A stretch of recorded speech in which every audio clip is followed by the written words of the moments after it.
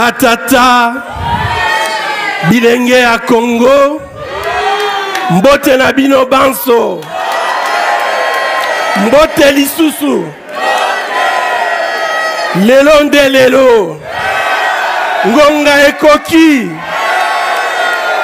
Suka na suka lelo tokutani, Suka na suka lelo tomonani, Bosenga Kingai, Nati Alibaya.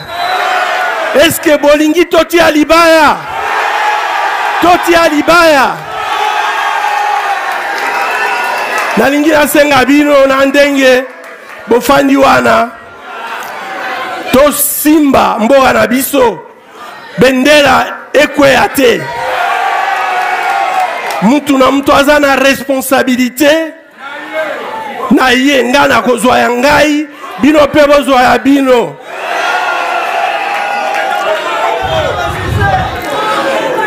Nandenge tozana batu, tozana bapaya. Mesdames et messieurs, chers compatriotes, na osenga bino totelema. Totelema biso nyonso. Mesdames et messieurs, avant toute chose,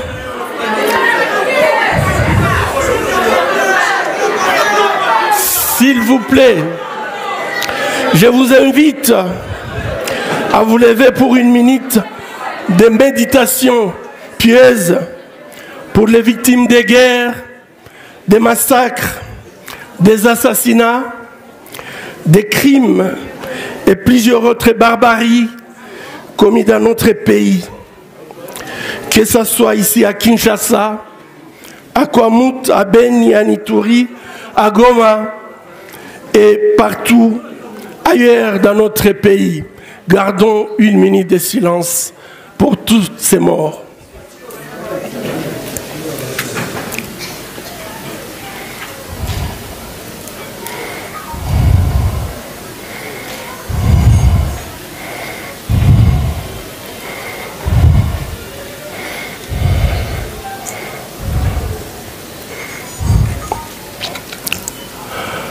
Mesdames et messieurs, chers compatriotes, merci d'être venus nombreux. C'est vous, s'il vous plaît. M'accueillir ici à Kinshasa. Vous êtes des milliers, ici des 24 communes de notre capitale et des 26 provinces de notre grand et beau pays. Merci d'avoir bravé l'ardeur du soleil, la distance et les péripéties très contraignantes de nos routes. Mes chers frères, chères sœurs, chers amis, merci pour la chaleur de vos cœurs et pour votre confiance en la personne de votre serviteur qui se tient devant vous aujourd'hui. Mesdames et messieurs, c'est depuis une dizaine d'années qu'au travers de nombreuses associations et personnalités représentatives de notre très riche diversité, les Congolaises et les Congolais m'exhortent à m'engager davantage à leur côté en me présentant comme candidat à la présidence de la République. C'est ainsi qu'en dépit de leurs ressources très limitées, comme l'a très bien signifié Maman la vice-présidente, nos vaillantes femmes du Congo sont allées jusqu'à se cotiser et me remettre la semaine dernière un montant de 160 millions de francs congolais pour payer la caution de ma candidature telle qu'exigée par la loi. Je leur exprime toute humilité du fond de mon cœur, toute ma gratitude. Vous l'avez déjà fait, mais je vais vous demander pour la seconde fois de les acclamer, puisque ce sont mes héroïnes. Mesdames et messieurs, Je me suis longtemps retenu de répondre à ces appels car, bien qu'on fait de très dures réalités qu'endure notre peuple, il n'est pas dans mon caractère de m'engager dans une responsabilité aussi grave et noble de manière hasardeuse. En effet, depuis 40 ans, je soigne des malades. Depuis 40 ans, je vis aux côtés des plus démunis de notre société. Ils sont trop nombreux.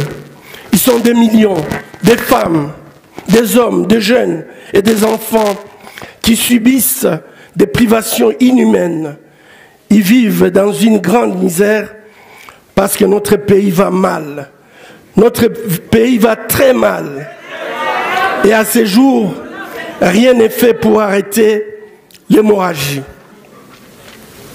En dépit du torrent de promesses qui lui sont faites par des gouvernants inconséquents, irresponsables, incompétents, l'insécurité, la faim, la maladie, le chômage, l'humiliation sont les lots quotidiens de notre peuple. Bien que doté d'un potentiel incommensurable de développement, notre pays est devenu la honte du continent et la risée du monde. Terrassé de l'intérieur par la mauvaise gouvernance et de l'extérieur par des rapaces qui depuis trop longtemps font mes basses sur ses richesses, il est plus que jamais menacé d'implosion et de la balkanisation. Oui, notre pays est menacé dans son unité, menacé dans son intégrité, menacé dans ses fondations mêmes. Nous sommes devant une crise existentielle sans précédent, caractérisée par des violations répétées des textes réglementaires, y compris la loi fondamentale, menaçant même le vivre ensemble. Le débauchage des parlementaires en cours de mandat, les interventions des forces étrangères sur le territoire national sans débat ni autorisation du Parlement, la désignation par défi des magistrats de la Cour constitutionnelle. Cette crise existentielle concerne également la prédation de ressources nationales. À titre d'exemple, des accords léonais ont permis de brader presque 75% des minéraux du Katanga à certaines entreprises étrangères dont l'impact sur le développement de notre pays est hypothétique. Nous voyons débarquer des gens venant de très loin et qui viennent dans nos villages exploiter notre terre sans autorisation, vendre nos minéraux sur le marché noir et empocher des milliers de dollars. Ce bradage s'est fait au moment où notre peuple manque de tout. Il manque des infrastructures, il n'y a pas de routes, les aéroports en mauvais état, les voies ferrées ne fonctionnent plus, les voies aériennes, nous ne savons plus voyager en passant par l'étranger. Il manque d'énergie, il manque de l'eau potable alors que nous avons l'une des plus grandes réserves d'eau douce au monde. Il meurt de faim en dépit du potentiel agricole exceptionnel de notre pays, condamné honteusement à importer la nourriture faute de la production locale. Cette crise est aussi sécuritaire. La balkanisation de notre pays n'est plus une vie tout simplement d'esprit. Elle est une réalité dangereuse avec les désastres causés par la présence de groupes armés locaux et étrangers dans notre pays. La sous-traitance de la sécurité du territoire à des armées étrangères de l'Eastern African Community et bientôt de la SADC, sans oublier les M23, une milice supplétive du Rwanda en République démocratique du Congo, qui commet des graves crimes de guerre et des crimes contre l'humanité. Nous voyons débarquer également des mercenaires. Nous ne savons pas ils viennent d'où, puisque personne ne nous a informés. Théoriquement, nous sommes en guerre contre le Rwanda, mais dans les faits, notre gouvernement lui a bradé notre souveraineté douanière en permettant aux marchandises venant du Rwanda d'entrer sur notre territoire sans payer les taxes et faute d'une politique, sans payer des taxes sous prétexte du commerce transfrontalier. Et faute d'une politique bancaire incitative, l'argent des Congolais est gardé dans des banques rwandaises. C'est une évidence que nous ne gagnerons jamais la guerre qui nous est imposée en laissant notre gouvernement de continuer à financer nos agresseurs en sous-mai. Cette crise est aussi politique. La désignation du bureau de la CENI non consensuelle, les assassinats politiques et crimes d'État sont légion.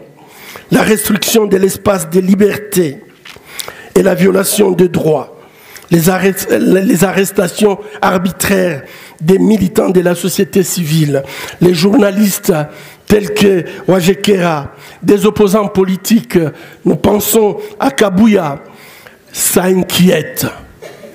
Mesdames et messieurs, certes notre pays va mal. Le risque de le voir disparaître de la carte du monde est élevé, mais cette tragédie n'est pas une fatalité. Le momentum est là pour renverser la vapeur et changer de direction. Ensemble, attaquons-nous au mal qui ronge l'édifice de notre nation. Nous sommes capables d'éloigner les dangers et de résoudre ces problèmes.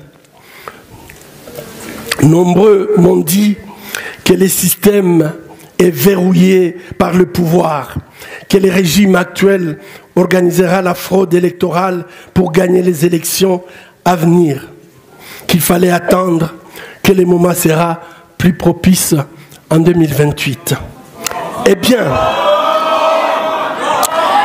bien, je le souligne, le moment propice, c'est maintenant.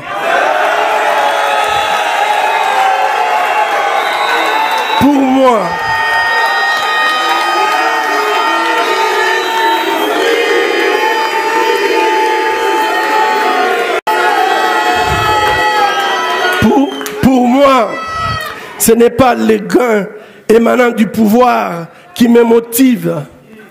Ma seule motivation est de sauver notre patrie. Ma seule motivation est de redresser notre pays. Ma seule motivation est de relever la dignité de notre peuple. Ceux qui sont attirés par le pouvoir pour le pouvoir sont dans l'union sacrée et soi-disant du bon côté de leur histoire. Mais c'est leur histoire à eux. Nous sommes avec le peuple. Nous sommes du bon côté des intérêts du peuple. Face à la décadence, nous ne pouvons pas attendre sa disparition pour agir. Demain, ça sera tard. C'est aujourd'hui. C'est pourquoi je suis prêt et que j'y vais maintenant.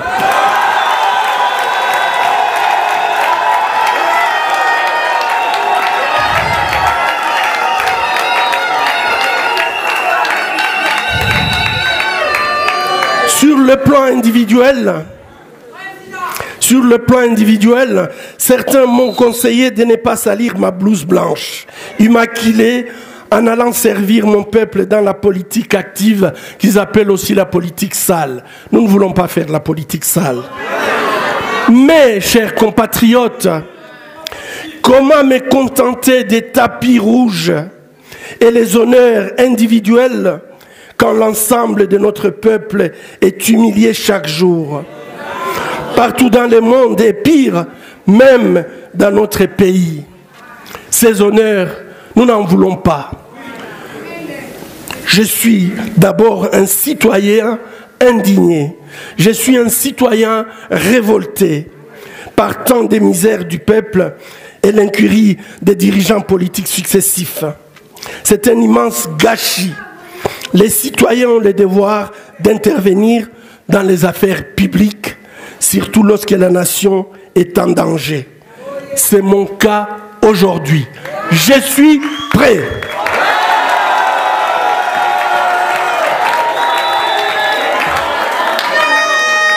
Il faut avoir le courage de renoncer à son confort personnel par patriotisme pour l'intérêt national.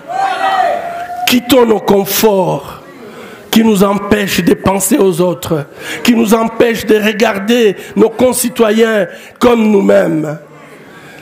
Celui qui n'a pas le courage de s'indigner et de se révolter quand son compatriote souffre n'a pas le droit de se plaindre, a dit Martin Luther King Jr. Après, ce que je vais faire, c'est la continuité de mon action et de mon engagement depuis 40 ans au service de mon pays, de mon peuple, des plus démunis et des vulnérables, des malades, des victimes de violences, de l'homme tout court. J'ai toujours mis l'homme au centre de mon combat et de mon action. Et je vais continuer avec vous pour que l'homme soit respecté et qu'il soit au centre de nos préoccupations. Je suis prêt.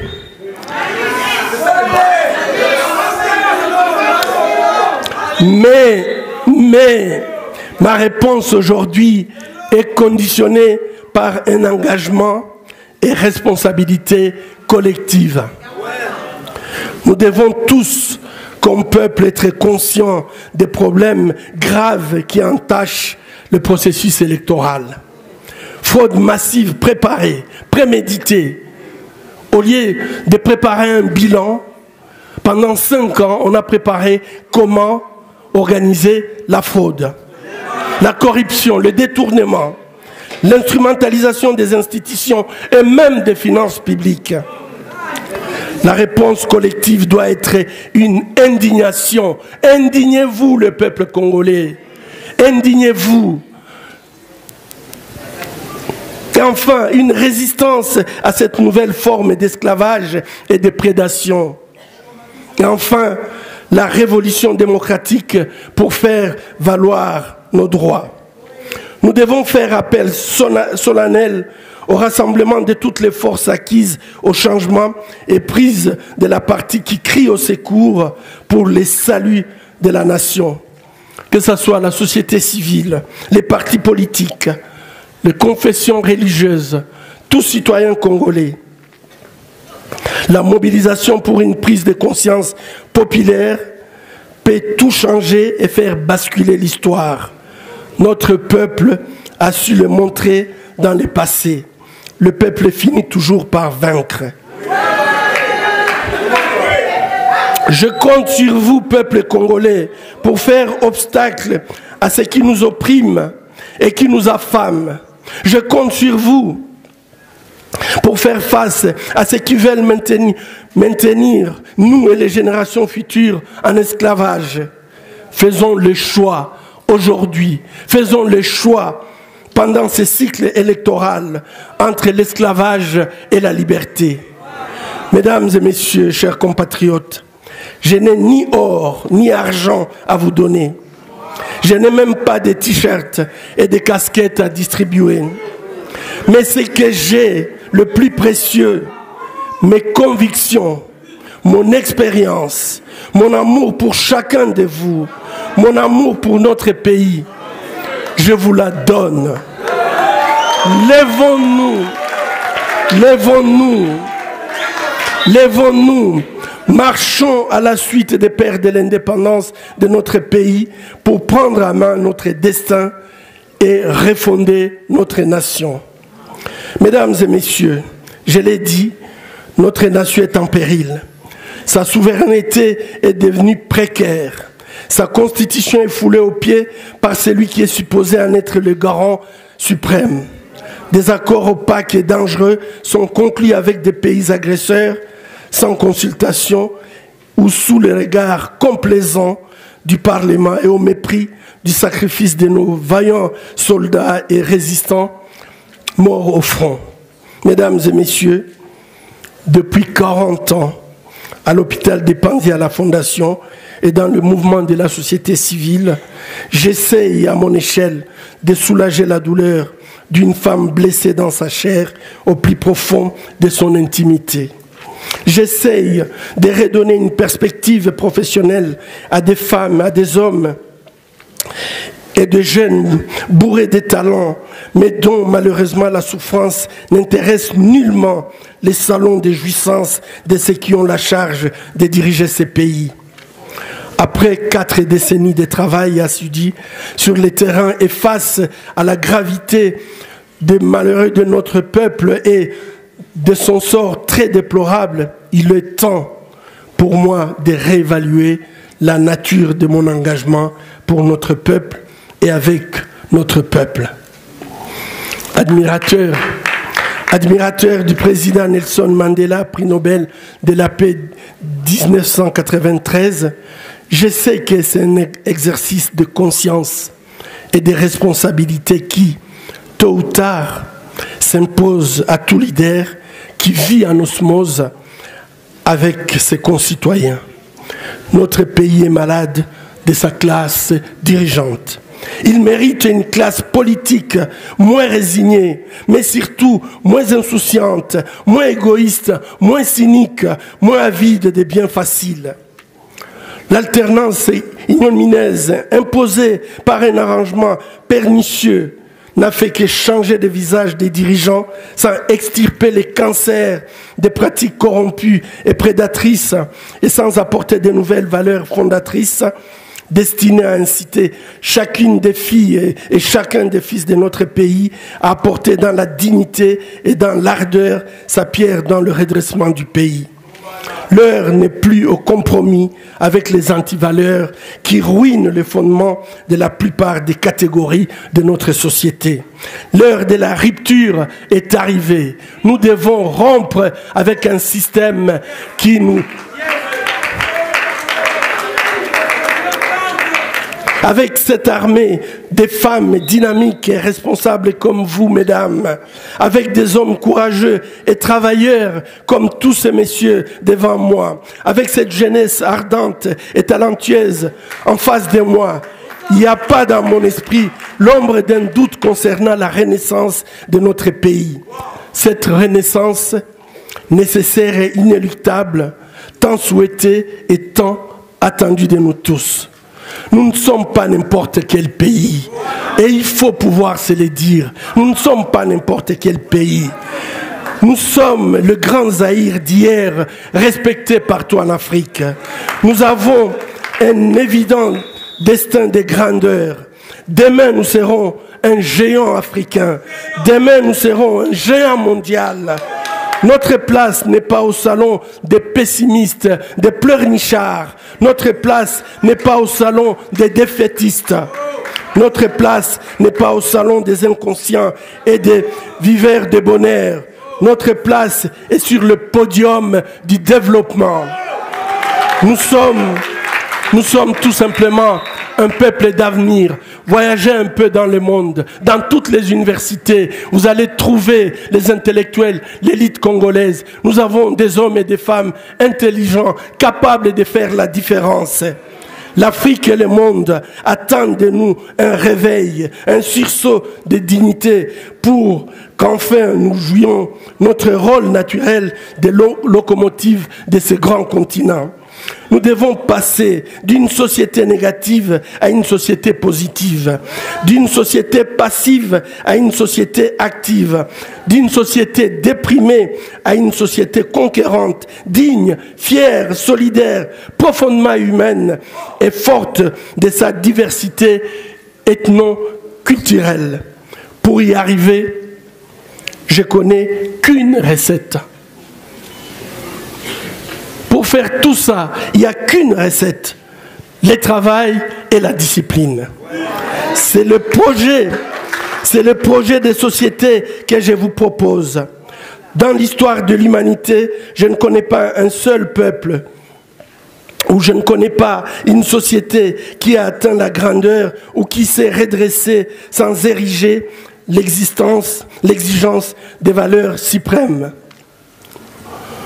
Je parle toujours des Chinois quand je suis arrivé à Paris pour la première fois. En fait, l'agent qui était là, lorsqu'il a vu mon passeport, Zaïre, Il m'a demandé seulement comment va Mobutu Sese Seko Ng'wendu Zabanga et il m'a mis le cachet, je suis passé. Tous les Chinois qui venaient faisaient la queue pour justifier pourquoi ils viennent à Paris. Mais les Congolais, ils passaient sans problème puisque nous étions un peuple grand. 40 ans plus tard, c'est moi qui dois justifier pourquoi je viens à Paris et les Chinois ils passent sans qu'on puisse demander quoi que ce soit. Nous devons nous poser la question. Et cette question, c'est de trouver la voie de pouvoir faire ces différences. Si demain vous décidez de me confier la conduite de notre destin commun, ce que je vous promets, c'est le travail et encore le travail. L'effort, la discipline et le sérieux.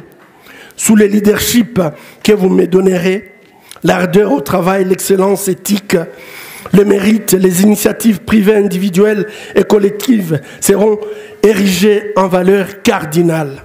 Et vous avez ces valeurs.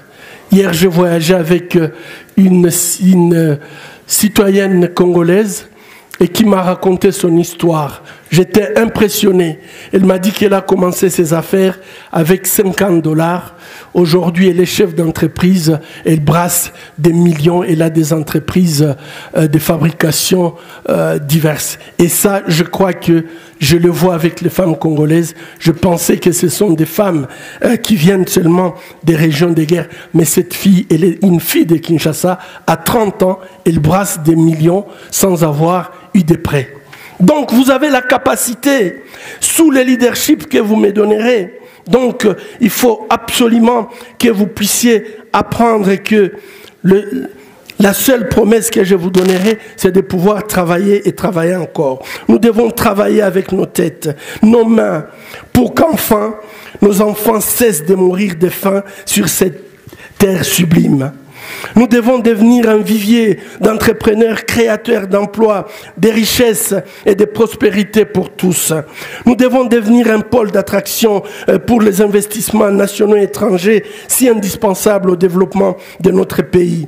Nous devons travailler pour que chaque Congolaise et chaque Congolais ait accès à l'emploi, à une habitation décente, à l'éducation, à la santé, aux infrastructures et à une vie tout simplement digne. À ces propos, mon offre sociétale repose sur un certain nombre de piliers essentiels, commençant par la paix et la sécurité. Et j'aurai certainement l'occasion de m'y appesantir prochainement, car ce sont les 12 piliers qui vont constituer notre programme. Sous le leadership que vous me confierez, cette perspective se réalisera et fleurira, j'en suis sûr.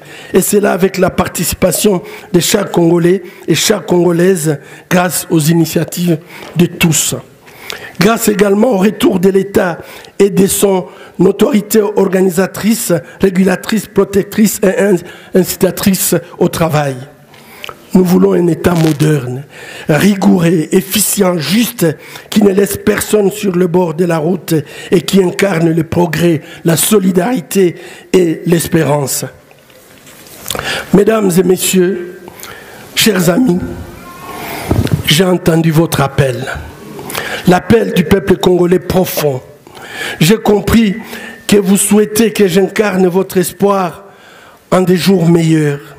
Cet espoir ne sera possible que si tous, individuellement et collectivement, désirons réellement et profondément un changement véritable de nos mentalités et une gouvernance véritablement nouvelle pour notre pays. Je ne viens pas pour la continuité. Je vous propose une véritable rupture. Ensemble, travaillons pour arrêter les déclins en cours. Ensemble, cherchons, exprimons le meilleur pour qui se trouve en nous, car nous savons que la grande majorité des Congolais aspirent à tourner les dos à l'absence d'éthique et de responsabilité au sommet de l'État. L'ensemble de la majorité des Congolais aspirent tout simplement à tourner le dos à l'absence qui a engendré et entretenu les désordres politiques, absence qui a occasionné l'immense gâchis économique et social et qui alimente les désastres sécuritaires que nous connaissons sous les régimes actuels. Absence qui, si rien n'est fait maintenant, conduit inexorablement et rapidement notre pays vers la situation dangereuse d'un État failli. Mesdames et messieurs, dans une démocratie, ces changements que nous appelons de nos vœux ne peuvent passer que par le vote. C'est vous qui, le 20 décembre prochain, déciderez du sens que votre vote prendra. En ce qui me concerne, tirant les leçons de nos faiblesses collectives, des lacunes et des vicissitudes des 3 derniers scrutins présidentiels, j'appelle à la coalition et à l'unité de toutes les forces du changement pour faire gagner notre peuple. Dans le contexte de profonde et dangereuse décadence de notre pays, cette exigence de l'unité doit transcender toutes les autres considérations. Je me tiens à la disposition de toutes les forces qui veulent rencontrer les attentes légitimes, mais chaque fois déçues de notre peuple. Je vais ardemment contribuer à l'émergence des conditions favorables à cet essor et cet envol commun que j'appelle de toutes mes forces.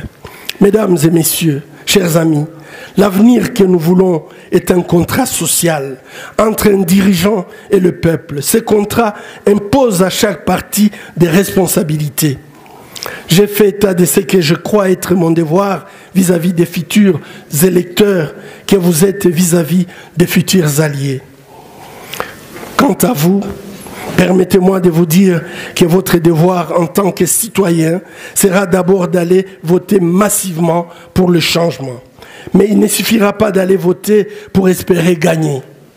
Les derniers cycles électoraux nous ont démontré et appris que les résultats des votes publiés par la CENI sont rarement conformes à la vérité exprimée par les citoyens dans les urnes. C'est une réalité indiscutable et malheureusement qui risque de se répéter le 20 décembre prochain du fait de nombreuses et graves irrégularités dénoncées par la plupart des organisations de la société civile, particulièrement l'ASEMCO et l'ECC. La fraude est d'ores et déjà programmée. Nous le savons tous. Ne soyons pas naïfs.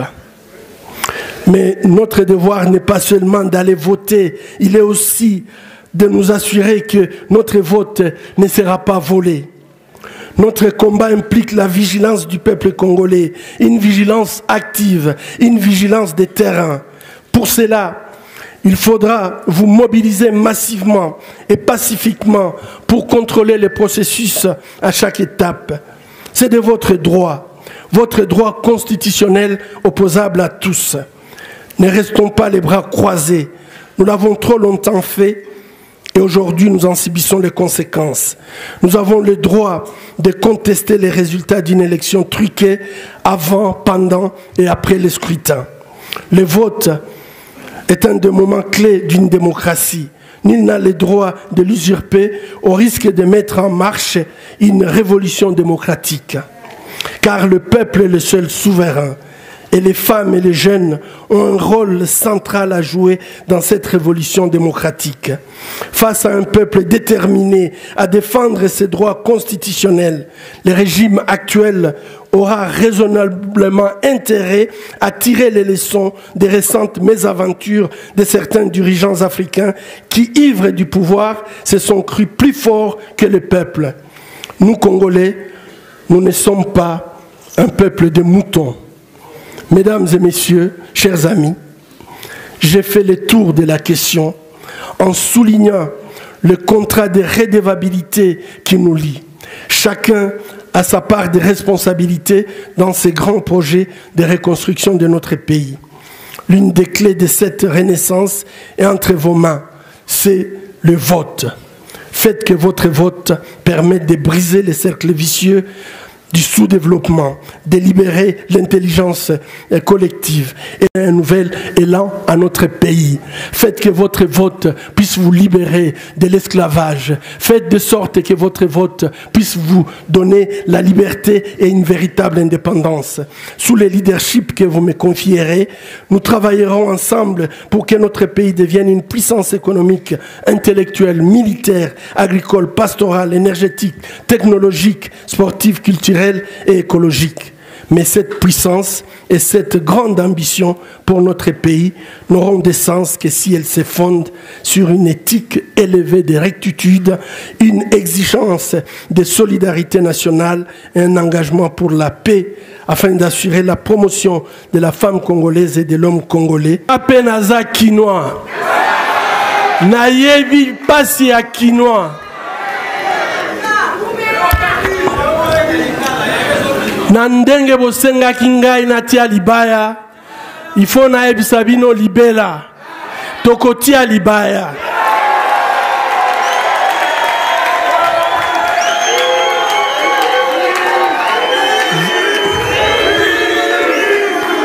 Je déclare que je suis prêt à réaliser ces projets, mais avec vous. J'accepte donc d'être votre candidat à la présidence de la République démocratique du Congo et je vous remercie.